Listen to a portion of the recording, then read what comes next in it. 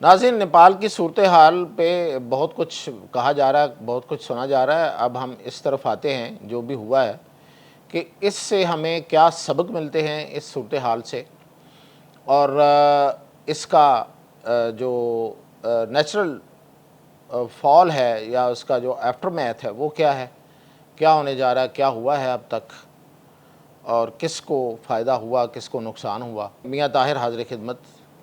तो सबसे पहले तो ये है कि कहने को तो फ़ायदा नुकसान जो है वो नेपाल की रूलिंग एलीट को हुआ है, और उनके साथ जो कुछ हुआ है उसकी मिसाल अब तक तो कहीं नहीं मिलती है कि जिस तरीके से उनके घरों में जाके आग लगाई गई, और फिर आग ही नहीं लगाई गई, उन लोगों को इस तरह से तशद्दुद का निशाना बनाया गया कि शायद इतने एलीट, इस ऐसी एलीट को दुनिया में कहीं शायद ही कोई ऐसी मिसाल बनाया गया हो।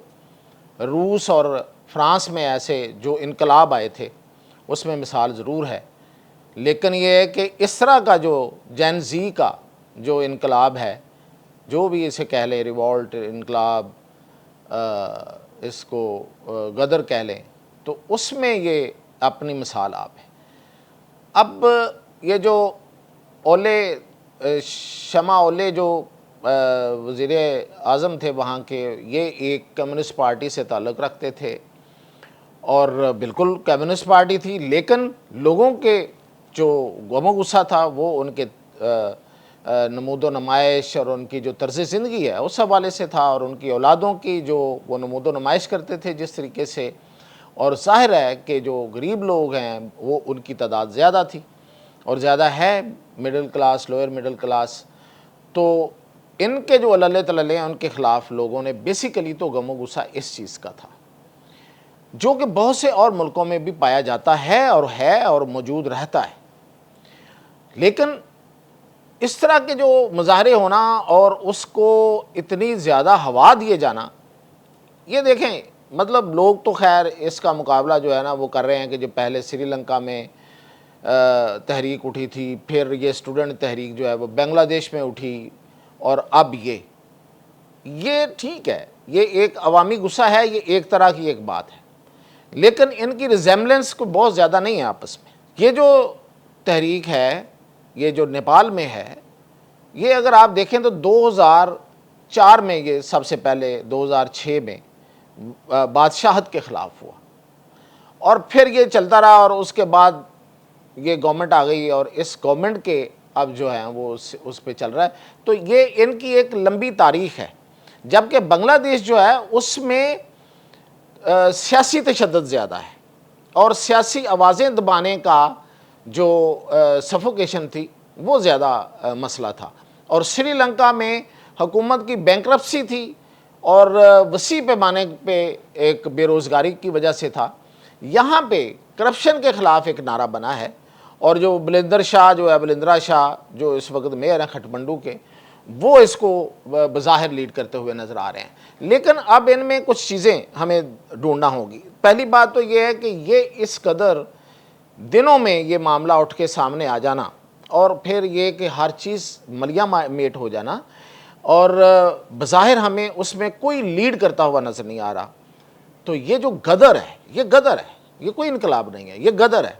और ये गदर मैं आगे जाके इस पर साबित भी करता हूँ कि गदर क्या है। इस गदर के पीछे, हमेशा ऐसे गदर के पीछे गैर मुल्की फोर्सेस होती हैं, और श्रीलंका में भी कोई फोर्स ज़रूर होगी, उससे भी इनकार नहीं किया जा सकता। जिस तरह का रवैया हसीना वाजिद का था, वो एक अरसे से प्रेडिक्शन की जा रही थी, प्रेडिक्शन नेपाल की भी हो रही थी, लेकिन इस कदर पुरशद्दत होगा और इतना इस दिनों में ये सब कुछ हो जाएगा, 1-2-3 दिनों में, इसकी कोई भी शायद कोई अंदाज़ा नहीं लगा रहा था। अच्छा, अब ये जो जिस तरीके से ये हुआ है, ये कोई आम सी बात नहीं है। फिर ये जो बलिंद्रा शाह, इनकी जो मुलाकातें अमरीकियों के साथ होती रही हैं, और फिर एक कम्युनिस्ट हुकूमत की वजह से भी एक रिजेंटमेंट बाहर से थी, अमेरिका की तरफ से और भारत की तरफ से। सबसे बड़ी अहम बात यह है कि भारत में इसको सेलिब्रेट किया जा रहा है, और ख़ास तौर पे भारतीय मीडिया इस पर बहुत खुश है और वो नारे लगा रहे हैं और इसको बहुत बढ़ा चढ़ा के पेश कर रहे हैं। अब हम इसको भी देखते हैं कि भारत के हाथ क्या लगेगा। तो सबसे पहली बात तो ये है कि ये जो गदर हुआ है, ये इसका अंजाम अब क्या हो रहा है। अब आप देखें, ज़रा गौर करें कि फ़ौज आ गई है, फ़ौज ने संभाल लिया सब कुछ। तो फ़ौज ज़ाहिर है कि पहले शुरू में तो बहुत आहनी हाथ से नहीं इसको निपटेगी, थोड़ा लोगों को ठंडा होने देगी और फिर वो पीछे रहे। जब उन्होंने देखा कि ये सारा गिराव जलाव हो गया है तो फ़ौज फौरी तौर पे सामने नहीं आई है और बाकी जो फोर्सेस थी वो भी ज़ाहिर है सरेंडर कर गई। तो लोगों का गुस्सा एक दफ़ा वो निकल गया, भड़ास निकल गई। जेन ज़ी का गुस्सा भी ऐसे ही होता है, जैसे आता है वैसे निकल जाता है। अब उस पर फ़ौज ने कंट्रोल संभाल लिया है। भाई आपके पास क्या आएगा? जिन्होंने इतना कुछ किया है, जिन्होंने गोलियां खाई हैं, जिन्होंने कोई पता नहीं किस मकासद और क्या क्या नारे दे के, रंग बिरंगे नारे दे के ये सब कुछ किया है, तो आपके हाथ क्या आएगा? कुछ नहीं आएगा। यही आर्मी होगी, यही दोबारा से यही इसी तरह का एक सिस्टम आ जाएगा। हाँ, इंडिया क्या कोशिश कर रहा है इसमें? इंडिया ये कोशिश कर रहा है कि यहाँ पे दोबारा उसकी बादशाहत आए और हिंदू मनार्क था, वो हिंदू मनार्की जो है वो वापस आए।